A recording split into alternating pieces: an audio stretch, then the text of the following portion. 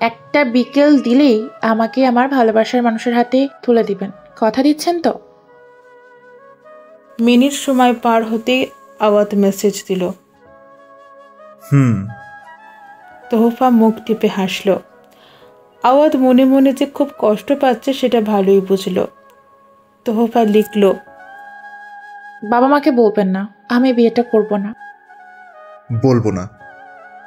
সত্যি? 3 সত্যি। সরি আপনাকে কষ্ট দেওয়ার জন্য। কি করব বলুন, আমি যে অন্য কাউকে ভালোবাসি। অসুবিধা নাই, বুঝতে পেরেছি। অভিশাপ দিবেন না তো? হঠাৎ এমন প্রশ্ন? শুনেছি কেউ কাউকে না পেলে নাকি অভিশাপ দেয়। সেই অভিশাপে মানুষ কি জানি না, তবে অভিশাপ দিবেন না প্লিজ। দিব না। তাহলে পরশু দেখা করে? শিওর। অসুবিধা হবে না? যদি আমার সাথে দেখা করলে তোমার ভালোবাসার মানুষ কিছু মনে করে? সে আমাকে বিশ্বাস করে, কিছু মনে করার কোনো চান্সই নেই। এত শক্তি ভালোবাসায়? জি, কাউকে ভালোবাসুন তাহলে বুঝবেন। আচ্ছা ভালো থাকবেন, মা ডাকছে। কোথায় কখন দেখা করব আপনাকে মেসেজ করে জানিয়ে দিব। আওয়াজের মেসেজের অপেক্ষা না করেই তোহফা ফোনটা রেখে দিল। বিছানায় শুয়ে গড়াগড়ি দিচ্ছে আর আপন মনে হাসছে। লোকটা বোকা, একটু বেশি বোকা। ওদিকে আওয়াজের বুকটা ক্রমশ ভারী হয়ে আসছে। তোহফা তাকে কিনা বলছে কাউকে ভালোবাসুন তাহলে বুঝবেন, অথচ মেয়েটা জানেই না ভালো না বেশেই আওয়াজ প্রেম রোগে আক্রান্ত হয়েছে। ভালোবাসে না বলছে কেন? বাসে তো, হয়তো সময়সীমা অল্প। তার ইচ্ছে হচ্ছে সময়টা এখানেই থেমে থাক, আর তার তোহফার কথোপকথনের সময়টা এভাবেই বন্দি হয়ে বুকের বাম পাশে চিরস্থায়ী হয়ে বসবাস করুক। যেহেতু মেয়েটা তার নয়, তাহলে সে কেন চাইবে মেয়েটা অন্য কারো হোক? যতই হোক, আওয়াজ সে মেয়েটাকে পছন্দ করে, ভীষণ রকমের পছন্দ, যাকে বলে প্রেম অসুখ।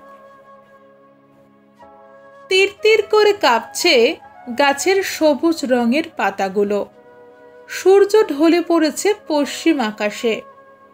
কমলা মিশ্রিত আকাশটা আজ অনেকটাই মায়াবী লাগছে।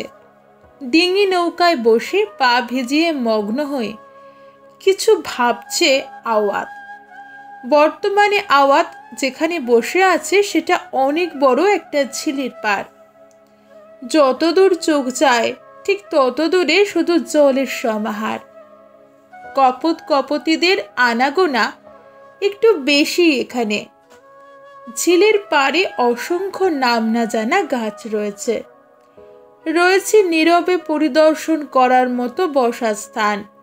সবুজ রঙের পানিতে দু একটা মাছ ভেসে উঠছে মাঝে মাঝেই।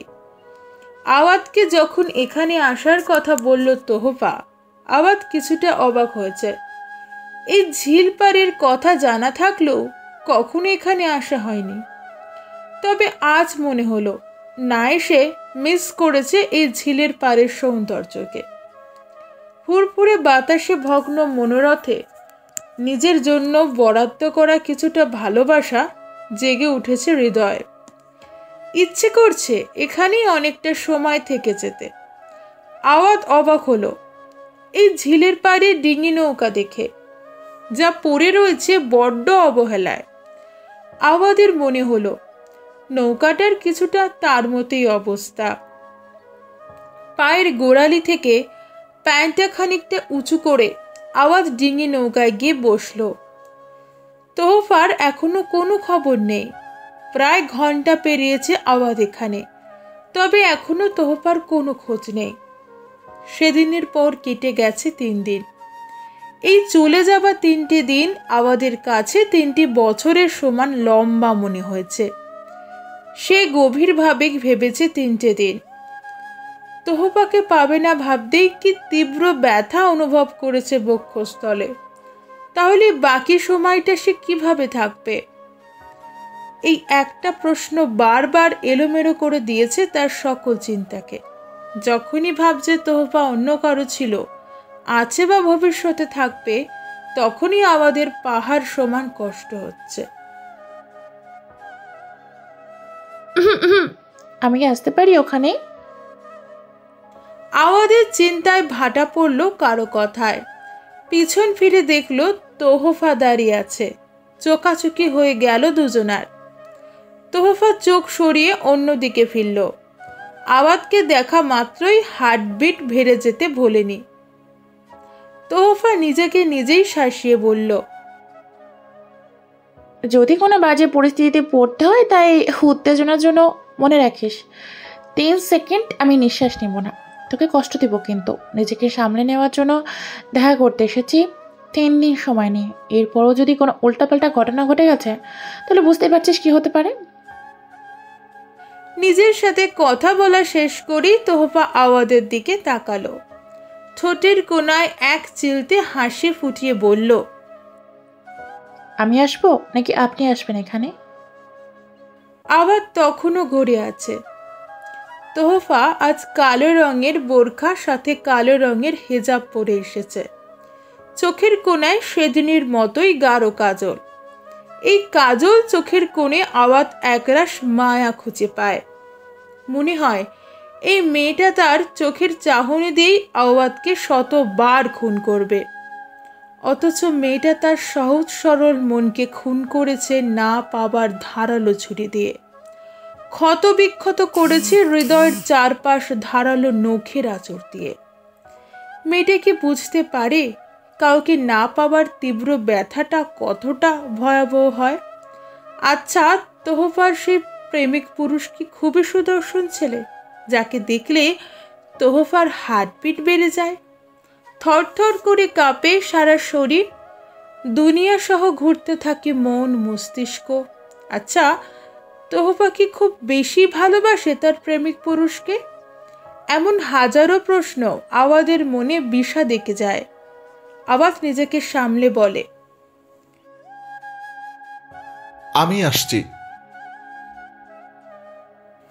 আওয়াদ নৌকা থেকে নেমে তোহফার পাশাপাশি দাঁড়ায়।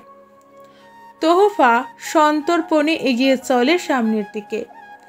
ওকে লক্ষ্য করে আওয়াদও তার সঙ্গ নেয়। পাশাপাশি হেঁটে চলছে দুজন মানব মানবিক। তাদের মুখে নেই কোনো কথা।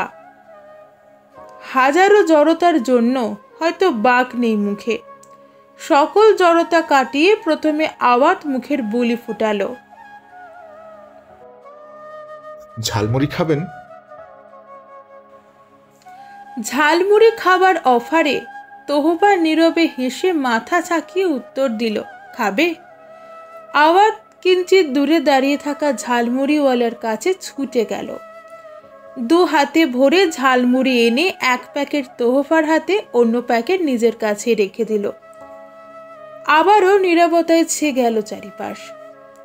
তোহফা নেকাব খুলে আপন মনে ঝালমুড়ি খাচ্ছে, আর আওয়াদ তাকে মুগ্ধ চোখে দেখতে রইল। কে বলবে সেদিন এই মেয়েটা শুধুমাত্র আওয়াদের কণ্ঠস্বর শুনে জ্ঞান হারিয়েছিল? অবাক কাণ্ড, আজ তোহফার মাঝে কোনো হেলদোল নেই। সে আপন মনে হেঁটে চলেছে। আচ্ছা, তোহফার এমন আচরণের পিছনে কি অন্য কোনো কারণ আছে? তোহফার সেই প্রেমিক পুরুষ এখানে আসেনি তো? আসতেই পারে। অন্য পুরুষের কাছে তার ভালোবাসার মানুষটি আসছে শুনে হয়তো সেও এসেছে। হঠাৎ আওয়াজ চারিদিকে একবার চোখ বোলালো। তাদের আশেপাশে কোনো সন্দেহজনক মানুষ আছে কিনা দেখতে, তবে তেমন কাউকে চোখে পড়ল না। তোহফা আওয়াদের এমন বোকামি দেখে মুখ টিপে হাসল। মুখে ঝালমুড়ি দিতে দিতে বলল, কেউ নেই, কাকে খুঁজছেন? বললাম তো কেউ আসেনি আমার সাথে, আমি একাই এসেছি। না, তেমন কিছু না। আওয়াজ খানিক লজ্জা পেল, কোনো মতে কথা ঘুরিয়ে বলল, আচ্ছা, তোমার ওই ছেলেটার সাথে কিভাবে পরিচয়?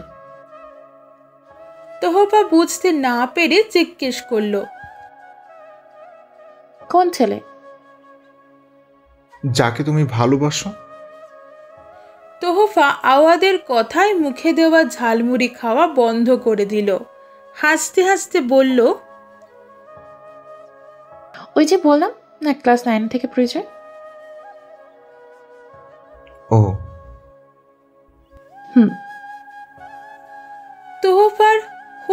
হাসির কারণ খুঁজে পাচ্ছে না আওয়াজ।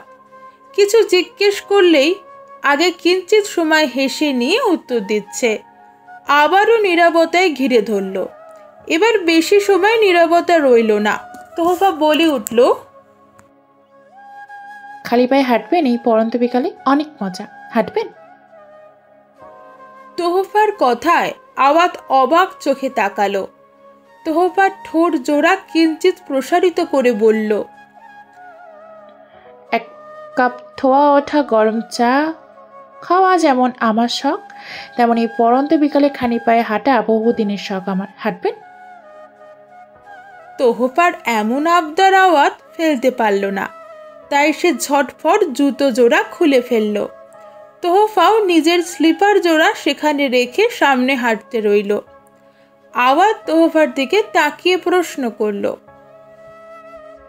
যদি কেউ নিয়ে যায় তখন? আপনি এক জোড়া কিনে দিবেন সাধারণ বিষয়, এটা বুঝতে আপনার এত কষ্ট হচ্ছে? আপনার সাথে দেখা করতে এসে যে শখটা জেগে উঠল, তাহলে দোষটা কার? তা পারবেন নাকি কিনে দিতে চুড়ি? তোহফার এমন সহজ সরল কথায় আওয়াজ অবাক হলো। কিঞ্চিত ভালো লাগাও তাকে ঘিরে ধরল। ভালোবাসার মানুষকে কিছু দিতে পারবে এটাই তো অনেক। তবে সে খালি পায়ে হাঁটতে পারছে না, অভ্যাস নেই, তাই হয়তো। তবু প্রিয়জনের প্রিয় একটি আবদার রাখতেই নিজের কষ্ট চেপে গেল। তোহফা কি সুন্দর খালি পায়ে হেঁটে চলেছে, তিরিং বিরিং করে এদিক ওদিক হেঁটে চলেছে। তোহফাকে দেখে মনে হচ্ছে সে ভীষণ খুশি। দীর্ঘদিন পুষে রাখার শখ যখন হুট করে পূরণ হয়ে যায়, তখন মানুষ যেমন খুশি ঠিক তেমন। আওয়াজ বোকার মতো একটা প্রশ্ন করে বসে তোহফাকে, শখটা বুঝি আপনার প্রেমিক পুরুষ পূরণ করেনি কখনো? আওয়াজের কথায় চলন্ত পা জোড়া থেমে গেল তোহফার। সে পিছু ফিরে আওয়াজের মুখোমুখি দাঁড়ালো। আওয়াজের হার্টবিট বেড়ে গেল তোহফা এতটা কাছাকাছি আসায়। সেদিন জ্ঞান হারিয়ে ফেলা মেয়েটা এত সাহস কোথায় পেল, সেটাই বুঝে উঠতে পারল না এই মুহূর্তে। আওয়াজকে চমকে দিয়ে তোহফা আওয়াজের হাতের ঝালমুড়ির প্যাকেটটা ছিনিয়ে নিল আর বলল, খাবেন না যখন দিয়ে দিতেন, শুধু শুধু হাতে রেখে কি লাভ বলুন তো? দেখুন মুড়িগুলো একদম নেতিয়ে পড়েছে, ঠিক আপনার মতো। কথাগুলো বলেই তোহফার সামনে হাঁটতে শুরু করলো আর অবাক দৃষ্টিতে তাকিয়ে রইল আওয়াজ। খুব সাবধানে প্রশ্ন এড়িয়ে গেল তোহফা এটা ভালোই বুঝল। এই মেয়েটার আজ হয়েছেটা কি? আওয়াজ চোখ খুলে তাকাতেই দেখল তোহফা খানিক দূরে চলে গেছে। ওর সঙ্গ নিতেই আওয়াজ দৌড় লাগালো।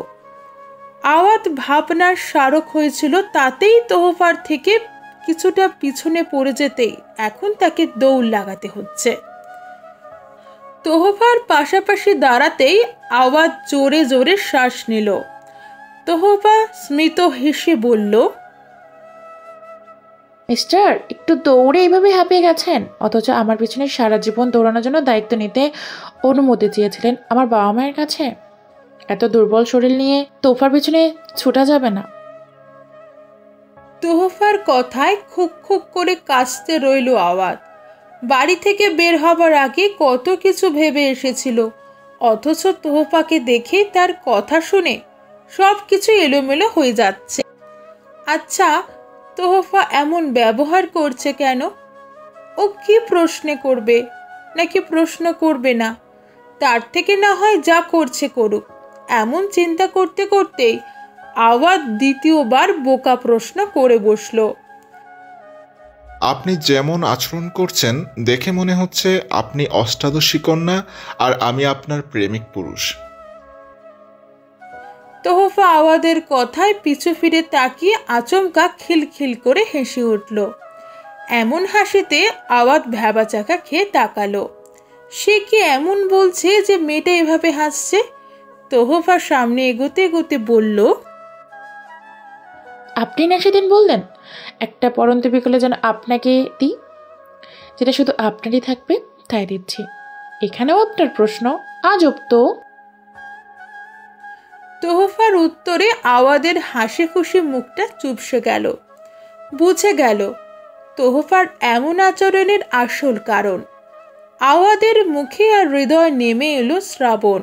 কালো মেঘ ছেয়ে গেল তার মুখে। বুকে ভর করলো হারিয়ে ফেলার তীব্র ব্যথা। আওয়াদের পরিবর্তন তোহফার চোখে পড়ল। তোহফা হুট করে নিজের পায়ের গতি কমিয়ে দিল। আওয়াজ তার পাশাপাশি এসে দাঁড়াতেই সে সমান তালে তাল মিলিয়ে হাঁটতে রইল। সামনের দিকে চোখ রেখে তোহফা বলল, আজ আকাশে বৃষ্টি নেই কেন বলুন তো? বৃষ্টি হলে আমার ভীষণ ভালো লাগে। বৃষ্টির সাথে জড়িয়ে থাকা সকল মেঘনাদ কাব্যের কাহিনী বিস্তার শুনতে ভালো লাগে। ইচ্ছে করে বৃষ্টির রাতে আপন মানুষগুলোর সাথে নিজের সুখ দুঃখ ভাগাভাগি করে নিতে, যে বৃষ্টি আমার সকল ব্যথা নিরাময় করে দিয়ে ভেসে যাবে দূর দূরান্তের পথের বাঁকে। গর্জন করে উঠবে আকাশ, আমি শিউরে উঠে মায়ের আঁচলে গিয়ে লুকাবো, কিংবা খুব প্রিয় কারোর বুকে মুখ লুকাবো। সে যত্ন করে আমায় আগলে নিবে। তবে আমি মাঝে মাঝে স্বপ্ন দেখি এক ভারী বর্ষণে আমি বড্ড অবহেলায় অযত্নে শেষ হয়ে যাচ্ছি। আমার শরীরময় বিষাক্ত ব্যথায় টনটন করে উঠছে। আমি চেয়ে চিৎকার করে কাঁদতে পারছি না। কেন এমন হয় আপনি জানেন? জানলে প্লিজ আমাকে জানাবেন। এই দেখেন, কথা বলতে বলতে চা খাওয়ার কথাই ভুলে গেছি। ওই যে চায়ের দোকান, চলুন চা খাই। বাড়ি ফিরতে হবে যে, সকলে চিন্তা করবে দেরি করে বাড়ি ফেললে। আজ এক কাপ ধোয়া ওঠা গরম চা খাওয়ার কথাই তো হয়েছিল আমাদের, সেটা না খেয়েই তো যেতে পারি না। তোহফা ছুটে গেল চায়ের ছোট্ট দোকানে। অন্যদিকে আওয়াজ তোহফার কথার অর্থ খুঁজে চলেছে। কি বলল মেয়েটা?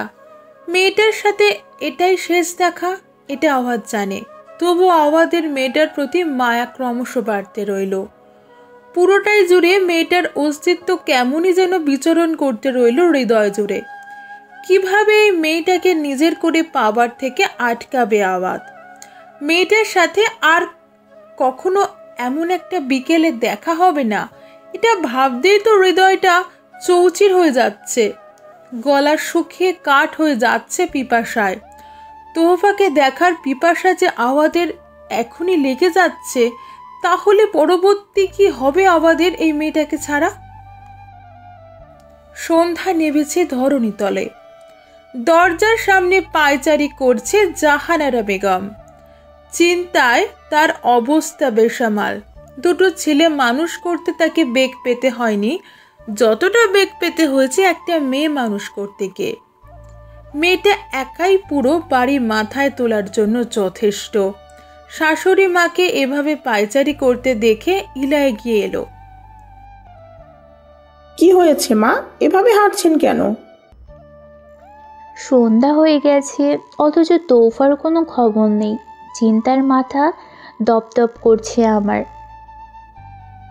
শাশুড়ি মায়ের কথায় ইলা নিজেও চিন্তায় পড়ে গেল। সত্যি তো, তোহফা কখনই সন্ধ্যার পর বাড়ির বাহিরে থাকে না। আজ তাহলে এখনো আসছে না কেন? ইলা নিজের চিন্তা দূরে ঠেলে শাশুড়ি মায়ের উদ্দেশ্যে বলল, মা চিন্তা করবেন না, তোফা ফিরে আসবে খুব শীঘ্রই। নিশ্চয়ই কোনো কাজে আটকে গেছে। ননদের পক্ষ আর কত নেবে বলবে আমায় ইলা? এই একটা মেয়ে, ঘরের সুখ শান্তি। কোনো বিপদ হলে আমার শ্বশুর স্বামী দেওর আমাকে ছেড়ে কথা বলবে ভেবেছ? পারলে তোমার শ্বশুর আমাকে বাপের বাড়িতে রেখে আসবে। শাশুড়ি মায়ের এমন আহ্লাদি অভিযোগে ইলা মুখ টুপে হাসে। ইলা জিজ্ঞেস করে, মা, প্রথম যেদিন তোফা জন্মগ্রহণ করে সেদিন আপনার অনুভূতি কেমন ছিল? জাহানারা বেগম ছেলের বউয়ের আজগবি প্রশ্নে রাগে দৃষ্টিতে তাকান। ইলা একটু পিছিয়ে গিয়ে বলে, বলুন না মা, সেদিন কি হয়েছিল? আমাকে তৌসিফ বলেছে সেদিন বাবা একটা কাণ্ড ঘটিয়েছিল, তবে কাণ্ডটা কি সেটা সে জানে না। প্লিজ মা বলুন, আমার খুব শুনতে ইচ্ছে করে। যে কাণ্ড ঘটিয়েছিল তা শুনলেই চোখ কপালে উঠে যাবে। বলবো, তবে আজ না, অন্য একদিন। আজ টেনশনে কিছু মনে পড়ছে না। তুমি আগে খোঁজ দাও মেয়েটা গেল কোথায়। তোফা আওয়াজ ভাইয়ের সাথে দেখা করতে গেছে মা, এমনটাই তো মনে হলো। জাহানারা বেগম এবং ইলা লিমার কথায় পেছন ফিরে চাইল। ইলা খানিক অবাক হলো লিমার কথায়। তোহফা আওয়াদের সাথে দেখা করতে গেছে, কই তাকে তো কিছু জানায়নি। জাহানারা বেগম লিমার নিকট এগিয়ে এলেন, জিজ্ঞেস করলেন, তোমাকে বলে গেছে? না মা, আসলে ফোনে কথা বলছিল, সেটা শুনেই বুঝেছি। দুঃখিত মা, আমি জানতাম না আপনারা জানেন না, না হলে আগেই জানিয়ে রাখতাম। না, ঠিক আছে। আচ্ছা, তোমরা ঘরে যাও, আমিও ঘরে যাচ্ছি। ঘরে যাচ্ছি বলে একরাশ চিন্তা নিয়ে জাহানারা বেগম ঘরের দিকে এগোলেন। ওদিকে লিমা ও ইলা দুজন দুজনার দিকে দৃষ্টি বিনিময় করল। বুঝতে পারল তোহফা বাড়ি না ফেরা অবধি তাদের শাশুড়ি চিন্তামুক্ত হবেন না। ওপর ওপর যতই রাগ দেখাক, তিনিও কি কম ভালোবাসে নাকি মেয়েকে? অন্যদিকে ধোয়া ওঠা গরম চায়ের কাপে খুব আয়েশ করে তোহফা চুমুক দিচ্ছে।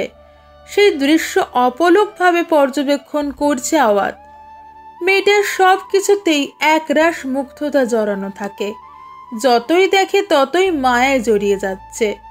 অথচ এই মায়াবতী অষ্টাদশী কন্যা কিনা তার হবার নয়, তবে কেন তার প্রতি এত দুর্বলতা জন্ম নেয় আওয়াদের মনের কোণে? খুব দক্ষ হাতে চায়ের কাপটা আগলে আছে আওয়াজ। এপাশ ওপাশ করে দেখছে চায়ের কাপটার চারিপাশ। ছোট্টই মাটির ভাঁড়টা আওয়াজ খুব নিপুণভাবে ছুঁয়ে যাচ্ছে, কারণ এই ভারে তোহফার অষ্টদয়ের ছোঁয়া লেগে আছে। চারিদিকে তখন অন্ধকারে আবৃত হয়ে গেছে। কপত কপতির ভিড় কিছুটাও কমে এসেছে। আওয়াজ নিজের এমন কাণ্ডে অবাক হচ্ছে। এই বয়সে এসেও কেমন করে প্রিয় মানুষের ছোঁয়া আগলে রাখার চেষ্টা করছে, অথচ সে প্রিয় মানুষটাকে আগলে রাখতে ব্যর্থ। হয়তো প্রিয় মানুষটা অন্য কারো, তাই হয়তো এমন আচরণ। পাশেই আওয়াদের এমন পাগলামি দেখছে তোহফা। সে মুখ টিপে হাসছে। কিছুক্ষণ পর সে আওয়াদের উদ্দেশ্যে বলল, কবে কি দেখছেন? আওয়াজ নিজের ভাবনা জগৎ থেকে বেরিয়ে তোহফার নিকট তাকায়, মাথা নাড়িয়ে বলে, কিছু না। ঝটফট চায়ের বিল পরিশোধ করে তোহফার চোখের আড়ালে কাপটা নিজের পাঞ্জাবির পকেটে রেখে দিল। তোহফার উদ্দেশ্যে বলল, চলুন। তোহফাও যথারীতি মাথা নাড়িয়ে হাঁটতে শুরু করলো। আবারও নীরবতায় ছেয়ে গেল চারিপাশ। ক্ষণে ক্ষণে মিষ্টি হাওয়া ছুঁয়ে দিতেই ভালো লাগা দ্বিগুণ হয়ে ধরা দিচ্ছে দুজনার মনের কোণে। এই সময়টা আর ফিরবে না ভেবেই আওয়াজ হয়তো পাওয়া সময়টুকু উপভোগ করছে, আর তোহফা হয়তো নিজের মনের জল্পনা কল্পনায় ব্যস্ত হয়ে সময়টুকু উপভোগ করছে। হঠাৎ করেই আওয়াদের হাতের সংস্পর্শে তোহফা চমকে উঠল। শিহরণ বয়ে গেল তার শরীরে। আওয়াজ তার হাত আঁকড়ে ধরেছে।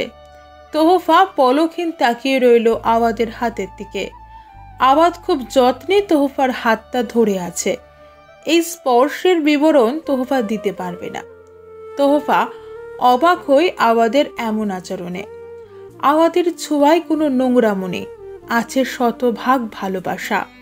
এই স্পর্শে তোহফা নিজেকে অনুভব করল নতুন রূপে। শুধু মনে হলো এমন স্পর্শের জন্য হলেও তার আওয়াজকে চাই। আওয়াজ ছেলেটা একটু বেশি ভালো। অন্যদিকে নিজের অজান্তেই তোহফার হাতটা স্পর্শ করে আওয়াজ বেশ অস্বস্তির মাঝে পড়েছিল। মনে হলো এই বুঝি তোহফা তাকে ধাক্কা দিয়ে অপমান অপদস্থ করবে। তবে তোহফার তেমন কোনো ভাবান্তর না দেখে মনের আরো বেশি আকাঙ্ক্ষা পূরণে সে একটু শক্ত করে তোহফার হাত আগলে নিল। তোহফা আবারও শিউরে উঠল, তবে সেটা ভেতরে ভেতরে। আর চোখে তোহফা আওয়াদের দিকে তাকাতেই তাদের চোখাচোখি হয়ে গেল। তোহফা নিজেকে এবার আড়াল করতে পারল না, লজ্জায় যেন নুয়ে পড়ল। তোহফার এমন লজ্জা মিশ্রিত চেহারা দেখে আবাদ আবারও নতুন করে প্রেমে পড়ল। এবার আর নিজেকে সামনে রাখতে পারল না, তাই তো তোহফার আদলে নেশা মিশ্রিত চোখে তাকিয়ে বলল, আমাকে মেরে ফেলার পরিকল্পনা করেই বাড়ি থেকে বের হয়েছ বুঝতে পেরেছি। এমন রোগে আক্রান্ত করলে যে রোগের তুমি ছাড়া কোনো ঔষধ বাজারে নেই। এমন প্রেম নেশায় নেশাগ্রস্ত না করলেও পারতে। শোনো কাজল চোখের মেয়ে, আমি মরলে একটাই দাবি, একগুচ্ছ শুভ্র নির্মল কদম হাতে দেখা করতে যেও কবরের কাছে। বর্ষণের দাপটে চোখ পিটপিট করে একবার আমায় দেখো মন ভরে। তবে মেয়ে, ভুল করেও চোখে কাজল দিও না, কারণ সেদিন যে আমি তোমায় দেখতে পাবো না। আওয়াদের এমন নেশাময় কণ্ঠে তোহফার নিজেকে পাগল পাগল লাগলো। আওয়াদের বিপক্ষে কিছু বলার মতো ভাষা সে খুঁজে পেল না এই মুহূর্তে। জোর পায়ে সামনে হাঁটতে নিলেই আওয়াদের শক্ত বাঁধনে আটকে গেল চলন্ত দুপা। হাতটা মোড়ামুড়ি করে ছাড়াতে চাইলেই সেটা আরো মজবুত করে আওয়াদ নিজের মুষ্টিবদ্ধ করে নিল। তোহফা পিছন ফিরে বলতে পারল না, আমাকে ছেড়ে দিন দয়া করে, না হলে আমি এক্ষুনি জ্ঞান হারাবো। একজোড়া চোখ নিবিড়ভাবে পরখ করছেন তোহফাকে। তোহফার ছটপটানি মনে অনুভব করছে। হৃদয় ঢিপ ঢিপ আওয়াজকে আড়াল করতেই এক ভয়াবহ কাণ্ড করে বসল সে। আওয়াদের হাতে মুষ্টিবদ্ধ হয়ে থাকা তোহফার হাতে গভীরভাবে একটা চুম্বন করে বসল সে। আওয়াদের আকস্মিক স্পর্শের রন্ধে রন্ধে বয়ে গেল শৈথিল্যের হাওয়া। থরথর করে কাঁপতে রইল তোহফার সমস্ত শরীর। নিজেকে সামলে রাখা তার বড্ড কঠিন হয়ে গেল। চারিদিকে একবার চোখ বুলিয়ে সেখানে বসে পড়ল সে। তোহফা বসে পড়তেই আওয়াজ নিজেকে তোহফার মুখোমুখি বসিয়ে নিল। কিছু নিষিদ্ধই আমার কাল হোক, তোমাকে এভাবে ছোঁয়ার অপরাধে আমার মৃত্যুদণ্ড হোক, তবুও এই অপরাধ আমি বারবার করব। কেন করব জানি না, তবুও করব। হার্টবিট প্রোডাকশন বেড়ে গেছে তোহফার। ঢিপ ঢিপ সেই শব্দ আওয়াদের কর্ণকুহর ভেদ করে যেন বলল, আমাকে ছেড়ে দিন, আমি বাড়ি যাব। মেয়েটা তো এমনই, সিরিয়াস সময় তার বাড়ির কথা মনে পড়ে সব সময়। সে জানে এটা তার ঘোর অন্যায়, তবুও কেন জানি এই অন্যায়টা করে তার বিন্দুমাত্র খারাপ লাগছে না। উল্টো প্রথম প্রেমকে এভাবে ছুঁয়ে দেওয়ার অনুভূতিকে গভীরভাবে অনুভব করছে। তোহফাকে আবারও চমকে দিয়ে আবার তোহফার অধর স্পর্শ করে বলল, তুমি অন্য কাউকে ভালোবাসো এটাই তো মানতে পারছি না, তবে তুমি আমার না হয়ে অন্য কারো হও এটা কিভাবে মানি? শোনো মেয়ে, আমি চাই তুমি আমায় অনুভব করো একটু হলেও, তাই এমন কাণ্ড। তবে তোমার আমাকে কষ্ট দেওয়ার টেকনিক্যাল সফটওয়্যার ব্যবহার করতে তুমি ভুল করে ফেললে। আমার আড়ালে চায়ের কাপটা ব্যাগের মাঝে লুকিয়ে রাখতে গিয়ে। অবশ্য বাকি সবটা তোমার নিখুঁত ছিল, আমি সত্যি কষ্ট পাচ্ছিলাম। তবে তুমি যখন চায়ের কাপটা ফেলে দিয়েও আমার আড়ালে ওটা যত্ন করে ব্যাগে রাখলে, আমি বুঝে গেলাম পিছনে ঘটে যাওয়া ইতিহাসের কথা। আমি না হয় তোমায় ভালোবাসি, তাই তোমায় চা খাওয়া ভারটা যত্ন করে নিজের করে রেখে দিলাম। তুমি কেন রাখলে? শোনো মেয়ে, উত্তর দিতে হবে না, শুধু এতটুকু বলো, আমাকে কষ্ট দিয়ে কতটা তুমি শান্তি পেয়েছ? নিজের ছোট্ট ভুলের জন্য এভাবে ধরা পড়ে যাবে তোহফা, তা যেন মানতেই পারছে না। তবে এই মুহূর্তে সে কিছু বলতেও পারছে না আওয়াদকে। তোহফা এদিক ওদিক করে নিজেকে আড়াল করার চেষ্টা চালিয়ে যাচ্ছে। তোহফার এমন আচরণে স্মিত হাসল আওয়াদ। তোহফার হাত ধরে বসা থেকে দাঁড় করানো। মুখোমুখি দাঁড়িয়ে আছে দুজন। অন্ধকারে কারোর মুখই তেমন একটা স্পষ্ট না। দুজনের ঘন নিঃশ্বাস আছড়ে পড়ছে একে অপরের আদলে। তোহফাকে অবাক করে আওয়াজ কিশোর বালকের মতো গেয়ে উঠল। পারবি না তুই ভুলতে আমায়, ইচ্ছে যদি আসে? জানিস রে তুই এমন তোকে কত ভালোবাসে। আপন ভেবে করে দিস কিছু ভুলের ক্ষমা, উজাড় করে রাখবো জীবন তোরই হাতে জমা। দুই লাইনের গানটা শেষ করে তোহফার হাতে নিজের হাতটা মুষ্টিবদ্ধ করে আওয়াজ নিষ্পলক চোখে হাসল শুধু। আর তোহফা তখন অনুভব করল আওয়াজের নিখুঁত ভালোবাসা প্রকাশের অনুভূতিকে। মেয়েটার সাহস দিনকে দিন বেড়ে যাচ্ছে। তোমাদের আহ্লাদে মেয়েটা বিগড়ে যাচ্ছে। তাকে তোমরা দেখছো না? 7:45 বাজতে চলেছে, এখনো তার ঘরে ফেরার নাম নেই। আমি বলে রাখছি, এখনো সময় আছে, মেয়েকে শাসন করো। স্থির কথায় আরিফুল ইসলাম কানের মধ্যে আঙুল দিয়ে চুলকে এমন ভাব নিলেন যেন তিনি কিছু শুনতে পাননি। আরিফুল ইসলামের কাণ্ডে বেজায় রেগে গেলেন জাহানারা বেগম। তিনি চেয়ার থেকে উঠে বিছানায় ওপর বসে থাকা স্বামীর নিকট তেড়ে এসে বলল, কথা কানে ঢুকছে না? ঢুকবে। যেদিন অঘটন ঘটে যাবে সেদিন, তখন বুঝবে আমি কি বলেছি। স্থির কথায় বিরক্ত ভাব ফুটিয়ে আরিফুল ইসলাম বললেন, মেয়ে মানুষের এই একটা বাজে স্বভাব। তারা সামান্য ঘটনাকে অঘটন বানিয়ে দিতে পারে। আচ্ছা, তোমাদের এত মেধা নিয়ে রাতে ঘুমাও কিভাবে? শুনলেই তো মেয়েটা আওয়াদের সাথে দেখা করতে গেছে, তারপর এত টেনশন কেন? যদি মা হতে তাহলে বুঝতে কেন এত টেনশন করি। ভাগ্যিস তোহফার মা হই না আমি, না হলে নিশ্চিত আমি ভিলেন হয়ে যেতাম ওর কাছে তোমার মতন। কি বললে তুমি? আমি ভিলেন? তুমি ভিলেন, তোমার নানা ভিলেন, তোমার দাদা ভিলেন। বাদ রেখে গেলে কিছু একটা। কি বাদ রেখেছি? আমার 14 গোষ্ঠী ভিলেন, সেটা বলা বাদ রেখে গেলে। আল্লাহ, এই লোক আমার জীবনটা তেজপাতা করে দিল। শুক্রিয়া করো, তেজপাতা বানিয়েছে, নিমপাতা না। ওরে তৌসিফ, এদিকে আয়, দেখে যা তোর বাবা আমায় কি বলছে।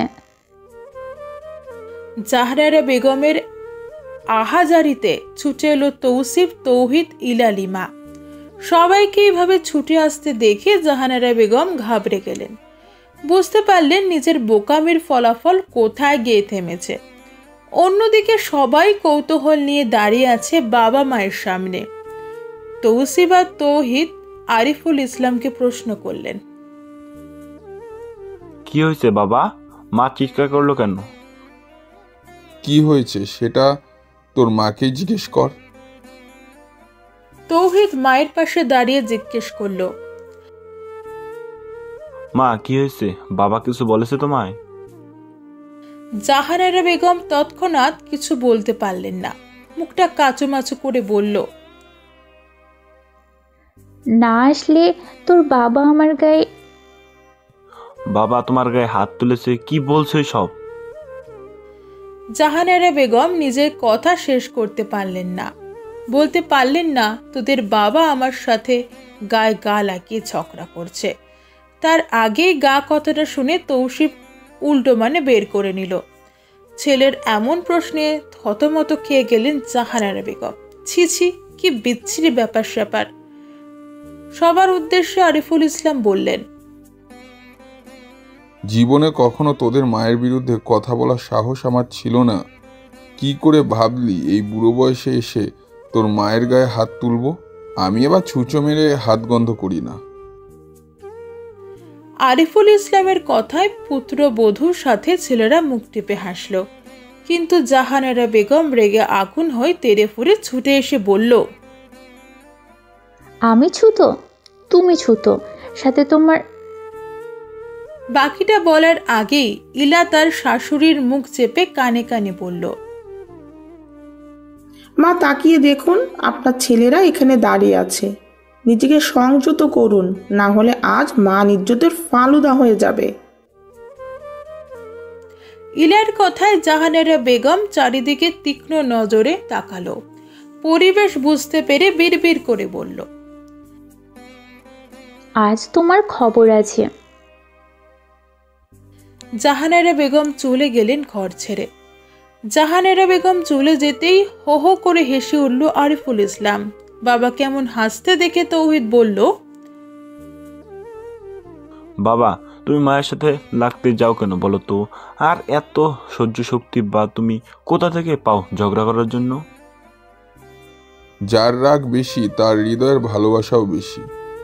যদি তুমি তোমার স্ত্রীকে সারা জীবনের জন্য বন্ধু হিসেবে পেতে চাও, তাহলে তোমার মনে একটা কবর তৈরি করো, যাতে তুমি তোমার স্ত্রীর ভুলগুলো দাফন দিতে পারো। সাথী যতই খারাপ হোক না কেন, তার সাথে বন্ধুত্ব নষ্ট করো না। কেননা পানি যতই খারাপ হোক না কেন, তা পিপাসা মিটাতে না পারলেও আগুন ঠিকই নিভিয়ে দেবে। তোমার মায়ের সাথে আমার সম্পর্কটা ঠিক তেমনই। এই যে রাগ করে গেল, কিছুক্ষণ পরে মনে করে খাবার আগের ওষুধটা কিন্তু আমাকেই দিয়ে যাবে। ঝগড়াঝাটি হলেও আমরা কখনো নিজেদের একে অপরের প্রতি দায়িত্ব, কর্তব্য, ভালোবাসা, সম্মান, শ্রদ্ধা থেকে পিছু হাঁটিনি। মনে রাখিস, তিক্ততা না থাকলে মিষ্টির কার্যত বোঝা যেত না। একজোড়া চোখ তীক্ষ্ণ নজরে আবার তার তোহবাকে দেখতে রইল। জ্বলন্ত সিগারেটে ফুঁকতে ফুঁকতে ফোনের ডায়াল কলে কাঙ্ক্ষিত নাম্বারে ফোন লাগালো। কিছুক্ষণ রিং হতেই ফোনটা রিসিভ হলো। লোকটা দাঁত কেলিয়ে হাসতে হাসতে বলল, কই মাছের জান হচ্ছে এই মেয়েটার। যখনই ক্ষতি করতে চাই, কেউ না কেউ বাঁচিয়ে নেয়। আর এই নিব্বা নিব্বিদের এত প্রেম ভালোবাসা দেখে আমার ইচ্ছা করছে নতুন করে প্রেমে পড়ি কারো। তাদের ভালোবাসা পূর্ণতা পাওয়ার আগেই যদি ছেলেটাকে খুন করে ফেলি, কেমন হয় বলুন তো? কেউ হারানোর ব্যথায় জ্বলবে, আর আমি আমার পাওনা করে লুফে নেব। আচ্ছা এটা বলুন তো, এত ক্ষোভ কেন আপনার ওদের প্রতি? আমি বা এসব জিজ্ঞাসা করছি কেন? যাই হোক, কাজটা দ্রুতই সেরে ফেলবো। আমি তাড়াহুড়া করে কাজ করতে পারি না। আমার কাজ নিখুঁত হাতের, না থাকে বাঁশ, না বাজে বাঁশি। আজ আকাশে চাঁদ নেই, নেই চাঁদের স্নিগ্ধ আলোর চিহ্ন মাত্র। তবে আছে মন প্রাণ জড়িয়ে দেবার মতো শৈথিল্যের হাওয়া। জানালার কাজ ঘেঁষে দাঁড়িয়ে আনমনে কিছু ভাবছে ইলা। সে মাঝে মধ্যে এমন উদাস হয়ে কি ভাবে সেটা ভালো করেই জানে তৌসিফ। মেয়েটাকে শত বুঝিয়েও কোনো লাভ হয় না। তৌসিফ গোপনে দীর্ঘশ্বাস ফেলে এগিয়ে যায় ইলার নিকট। ইলার কাছাকাছি দাঁড়িয়ে তার কাঁধে হাত রাখতে ইলা চমকে পেছন ফিরে তাকায়। তৌসিফকে দেখে আবারও স্বাভাবিকভাবে সেদিকে তাকায় যেদিকে সে তাকিয়েছিল। স্থির তেমন কোনো ভাবান্তর না পেয়ে তৌসিফ কাশি দিয়ে ইলার মনোযোগ আকর্ষণ করার চেষ্টা করে। অবশ্য সে সফলও হয়। ইলা তৌসিফের মুখপানে তাকে জিজ্ঞেস করে, কিছু বলবে? তৌসিফ আবারও বুকে দীর্ঘ এক শ্বাস টেনে বলে, অনেক কিছুই তো বলতে চাই, তবে বইয়ের এমন গুমরা মুখ দেখলে কিছু বলার আগ্রহ থাকে না। স্বামীর অভিমানী অভিযোগে ইলা কিঞ্চিত হাসে। তৌসিফ মানুষটাই এমন। সে যখনই কোনো কিছু নিয়ে মন খারাপ করে, ঠিক তখনই মন খারাপ দূর করার ঔষধ নিয়ে হাজির হয় তার সামনে মানুষটা। তৌসিফের আদলে হাত বোলায় ইলা। খোঁচা খোঁচা দাড়িতে ইলার হাত সুরসুর করে ওঠে মুহূর্তে। ছেলেটা মাত্রাধিক সুন্দর না হলেও খুব বেশি অসুন্দর বলা যায় না।